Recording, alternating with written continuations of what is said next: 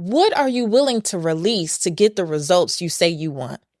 Every time you are being called to your next and being called to something greater, it is going to require you to take inventory of some things that have to be released. I want us as purpose chasers to say, these are my 2024 results. I want you to start to own them and embody them and look at who you need to become in order to really hold it now. I'm Patrice Washington, and this is the Redefining Wealth podcast, where authenticity leads to alignment and abundance. Join us each week as we peel back the layers on what wealth truly means and dive into conversations that inspire, connect, and empower you to live your richest life. Get ready to challenge the status quo. It's time to redefine wealth for yourself. You're listening to the Redefining Wealth podcast with Patrice Washington. This is the space that you come to each and every week to learn more about what it means to chase purpose, not money. And this is the community that believes that wealth is so much more than just the money and material possessions. We believe in the original definition of wealth, which says it's all about the condition of well-being and happiness. And so that means that there are so many parts of your life that impact your finances, even when you're not thinking about it. And I am here to make sure that you know how to become more well in those areas. Now, if you want to know what the 6 pillars of wealth are, I want to invite you to go over to patricewashington.com/quiz. This is so that you can see the 6 pillars, but you can also take a quick 2-minute assessment that will help you figure out which one of those pillars really require, desire, need your attention in this season in order for you to get the financial breakthroughs that you say you desire. Again, it's at patricewashington.com/quiz. Now, I know you clicked on this episode and said, what does she mean? Resolutions do not work. I don't believe in setting New Year's resolutions. I alluded to some of this on last week's episode where I shared about my process for planning for the quarter. But now let's just go after the year. Let's get deep into it, because I know this is the time where at the water cooler, on your Zoom calls, in the parent groups, people are starting to ask, what do you see for the year? What is your resolution? And I always tell people, I don't believe in resolutions. I believe in getting results. And I'm going to show you what the difference in that mindset and shifting the frame around that has done for me and how you can implement that in your life too. But before we dive in, let's jump into the affirmation of the week. This week's affirmation is, I am mindful about the results I desire. My commitment is to creating genuine results, not settling for just saying I have resolutions. Each day, I focus on intentional decisions that align with my values and aspirations, leading to lasting, positive change in my life. I trust in the journey of progress over the pressure of quick fixes, allowing myself the grace to evolve at my own pace. With mindfulness as my guide, I cultivate habits that nurture my well-being and align my life for what I say I want. I am the architect of my destiny, so I shape my future with conscious choices that empower and fulfill me. Declare with me today, I am mindful about the results I desire. Okay, so I hope that affirmation serves you. It definitely prepares you for what I'm about to serve up, which is my non-belief in resolutions. I really have gotten frustrated over the years with the talks around resolutions. Let's wait and make a New Year's resolution. I believe that every day is a good day to start going after whatever your dream or vision is, especially because we don't just get the calls and the whispers and the nudges about what's next for us in December. We don't just start to have that feeling that something is off and that we need to do more, that we need to shift something. We don't only come into awakenings in December. We do this all year long. So the idea that we have to wait for a new year in order to form new habits, new mindsets, and new beliefs that support us is hogwash. It is just not necessary to wait. So that's one of the first reasons that I'm not a big fan of the idea of New Year's resolutions. But I always love breaking down definitions. And the definition of resolutions is a firm decision to do or not do something. It's a firm decision to do or not do something. I love that idea, that small idea. It's a firm decision because I believe all transformation begins with a decision. You have to decide that you are sick and tired of being sick and tired.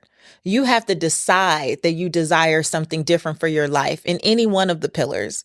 You have to decide that this season is up. This season is no longer serving me, and I want to experience something new. So I do believe that everything starts with making a decision. The problem is sometimes we think that making a decision is the work. We think that because we have declared it and said it to a person or two, that that was the work. And New Year's resolutions are often about starting strong, but not finishing strong. And this is why I just don't believe in them. I don't believe in the new year, new me hype, because nothing changes unless you change. Even if you decide you want to change, it is literally just the beginning, but it is not the thing that actually executes the change, right? Our behaviors, our beliefs, and our habits, and all those things are what actually execute the change. I think it's really interesting. Some of the statistics that I found on Forbes Health. It says 55% of people who set New Year's resolution kept them for at least the year. 11% only lasted 6 months. 14% lasted 3 months. 19% lasted at least 1 month. And 11% lasted less than a month. Those are not great statistics. And you know that that is real because you know how many times you said yourself on January 1st, this is my year to get out of debt. This is my year to start the business. This is my year, right? You have declared for many years, if not decades, that this was your year to do the thing. And then by the end of January or February or the end of the first quarter, you were not still rooted in that at all. And I like to say usually it's because some of the resolutions that we set are based on what we think sounds good. It's not the true desire of our heart. Or sometimes we are interested. We're interested. That means we're kind of lukewarm about it. If it happens, wonderful. I would like for it to happen. If it doesn't, I'm already comfortable and complacent doing the same things I've been doing. Even though I complain about it, even though I say I don't like it, even though I say I don't want it, it's what I'm used to. It's the familiarity of it that keeps me just going in these circles and going in these cycles of confusion, saying I'm waiting for clarity or I'm waiting for 2 rainbows and a dove to get God's sign that this is my time. You know, all the things that we do to ration out lies to ourselves and others, right? And so I really want this to be the year that you do not fall into being less than the 55% or, being a part of this 11% where the resolutions only last less than a month. I want you to be better than that. Somebody say better in the chat. Say, I want to be better than that in the comments.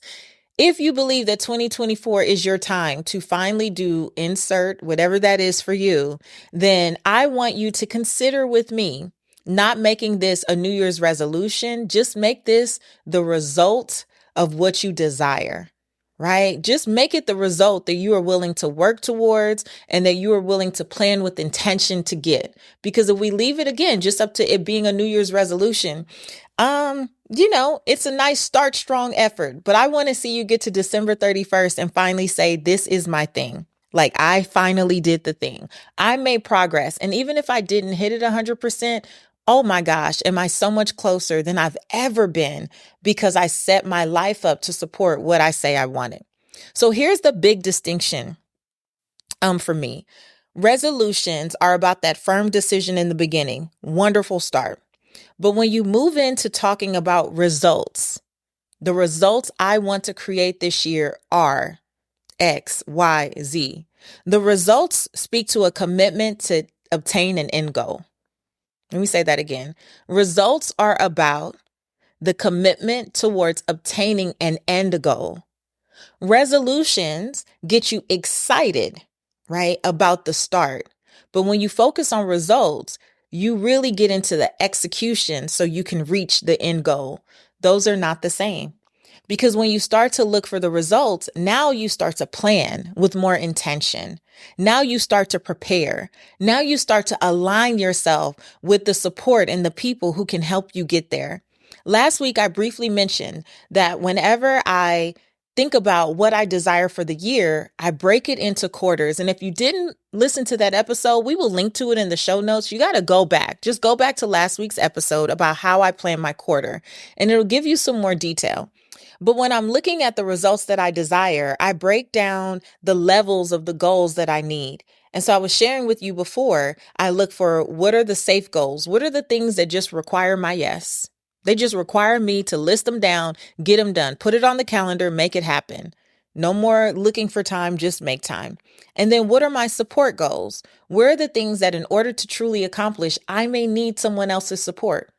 As I was preparing this year for Redefining Wealth Live, I used the Future app, which I've shared before, but I'll drop a link in the show notes. I use the Future app where I have a virtual trainer that helps me stick to a workout schedule 4 to 5 days a week. But in preparation for looking and feeling my best for Redefining Wealth Live, I actually hired a personal trainer in person just to make sure that I was properly, utilizing all of the machines and that my form was on point, because I just wanted that extra help. And I also wanted to make sure that I prevented any possible injuries leading into the live event. So I wanted to be proactive about how I felt and how I showed up to support the community for that 3-day live event, right? So my support goal was find a trainer, right? Where you vibe and you can have fun and you can be supported as you just make sure you're taking care of yourself. Sometimes the support goal may look like hiring a nutritionist in a certain season. For me, it may look like hiring someone to do my meal prep. What is it that I need to be supported? And in some seasons in the faith pillar, the support goal was find a new prayer partner.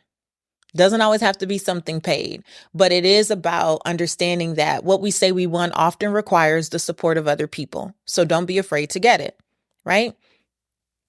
It looks like setting up stretch goals as well. What am I willing to do to stretch myself over these next 90 days to accomplish something that may require divine intervention, but I am willing to write it out there and at least state, this is the expectation that I am walking in, right? This is the expectation that I am putting out there, and I'm willing to do my part. And I believe in doing all you can do and then standing and trusting divine intervention to meet you where you are, right? So look at how going from resolutions, which is just about, let me start strong. This is why you burn out. You burn out early on because you don't have a true plan and you don't have layers to what you're willing to do and the tasks that need to be accomplished. Oftentimes we burn out because we just run all the way in and we go for it, right? And you don't have a plan to sustain that. You don't have a plan to keep that up. And you definitely haven't planned to really integrate it in your life because you haven't released anything else that might prevent you from stepping into this thing that you say you desire powerfully, right? You cannot say this is the year that I'm going to save $5,000 and also still be committed to happy hour every week with your coworkers. That's not going to work, friends. Something has to be released, right? So it doesn't matter if you say, this is my resolution. What are you willing to release to get the results you say you want? Every time you are being called to your next and being called to something greater, right? It is going to require you to take inventory of some things that have to be released. In order for trees to fully bloom, they have to be pruned, right? Sometimes something has to be shed, like something has to be peeled back. We have to get rid of some layers to fully show up. It does not serve you to dive into this cultural, excitement about New Year's resolutions and then not be honest about what you're willing to release in order to get the results you say you desire. If you want this to be about truly getting results, it's not enough to write SMART goals. It's not enough to be like, I'm going to be specific and I'm going to make it measurable. I believe at looking at your life holistically. So what I'm teaching at Results Not Resolutions, which you still have time to sign up for, click the link that is in the show notes around this episode. It's patricewashington.com/results. That's patricewashington.com/results. Join me because I'm going to show you how to go deeper than just SMART goals. A lot of people put SMART goals on really old beliefs. They put SMART goals on limiting beliefs. They put SMART goals and want them to work with expired relationships. And I want to teach you how to peel away all of the crap and all of the clutter to get to what truly aligns for you. And one of the ways that we do that I do that, and I'm teaching my clients to, is using the pillars so that once you say you want something, how are you looking at and examining each part of your life to just make sure that what you say you want lines up with that pillar? Because if it's incongruent, you're going to find a lot of inconsistencies in your ability to execute. The more aligned it is, the more probable you will be able to stay committed and actually execute. And so join me for Results Not Resolutions, where we go deeper. I've spent the last decade chasing purpose, and I've learned quite a few lessons along the way. At each new height, there was different obstacles I had to navigate to continue moving forward. And I did it the hard way, but you don't have to. I've collected my best lessons and strategies over the years and put them all into just a few hours. When you join me at the Results Not Resolutions Masterclass, I'll show you how to intentionally plan for your greatness with proven tools to accelerate your success. Now, let me be clear, this is not just about a SMART goal setting class either. Bring your notebook or get your typing fingers ready, because what I'm about to share with you is the exact method that I use to uplevel my career, my home life, my health, and spiritual wellness. And I'm going to teach you how to intentionally plan to achieve more in less time with less stress. Claim your seat at Results Not Resolutions now to get the insights you need to transform your life pillar by pillar. Go to patricewashington.com/results. That's patricewashington.com/results. Now, there's a book that I really, really want to suggest you read as you prepare to get results in this new year. And it's called Atomic Habits by James Clear. If you've never read it, do yourself a favor and read it. And if you have read it, do yourself a favor and reread it and at least skim it for all the places where you underscored, highlighted all the things, and get the refresher. Because I know for myself, I've read it multiple times, and not cover to cover, but just sections and chapters. Really, I feel like my soul always leads me to the exact page or pages that I need in that moment. And I want you to understand that every time you are looking to get new results in your life, new financial goals, new business goals, new goals in any part of your life, you are not the same person you were the first time you heard that information. In the interim, you've been exposed to new information. You've been exposed to new identity. You've been exposed to new relationships. You've been exposed to new perspectives. And I love the book Atomic Habits because it really speaks to not trying to change anything as you seek to set results, not resolutions, not just trying to change anything from the standpoint of, oh, I just want to change it. It talks about how you have to change your habits as they align and how you have to take on that identity. So one of my favorite examples that he gives is, when someone is trying to quit smoking, it does not serve them to just say, oh, I'm not smoking right now. What they really want to do, or what they really have to do, is when someone, a coworker or a friend, comes along and offers them a cigarette, they have to say, I'm not a smoker. Because if you're not a smoker, first of all, nobody's going to really offer you cigarettes, but also it's so much easier because you're wearing the identity of someone who's not a smoker. You are identifying and feeling your way into like that experience. I'm not a smoker, therefore don't come to me with that again, versus I'm not smoking today. And then you ask me again tomorrow and the day after that, because you're waiting for me to break. So in my own life, I remember hearing myself say for years, oh, I don't run. I don't run. I don't run. I had made up a story in high school that I didn't run. And one day I heard myself saying it. And I didn't wait until the new year to make it a resolution. I just said, I want to run. I want to become a runner. I want to stop telling that story. And it was around the time that I had discovered Atomic Habits. This is years ago. I want to say around 2016, 2017. I believe it came out somewhere around there. Instead of saying like, oh, I'm trying to start running or this or that, I just start declaring I'm a runner. I'm a runner. What do runners do? Go buy the proper running shoes. What do runners do? Make sure they have a watch to track their mileage. What do runners do? I started to set my clothes out so that I was ready to go for my runs in the morning. And with time, I became a better and a faster runner. But I had to embrace the identity of a runner first. And then look at my life through the pillars. What was I changing? First, I was changing my mindset. That's a fit pillar thing. Right. And then I was changing, not changing or shifting, but in terms of people, I was finding people who like to run so that we could run together at the Rose Bowl because I lived in California at the time. Right. And then what about my space was I doing? I found the shoes that supported me. I started to get the gear that supported me becoming a runner.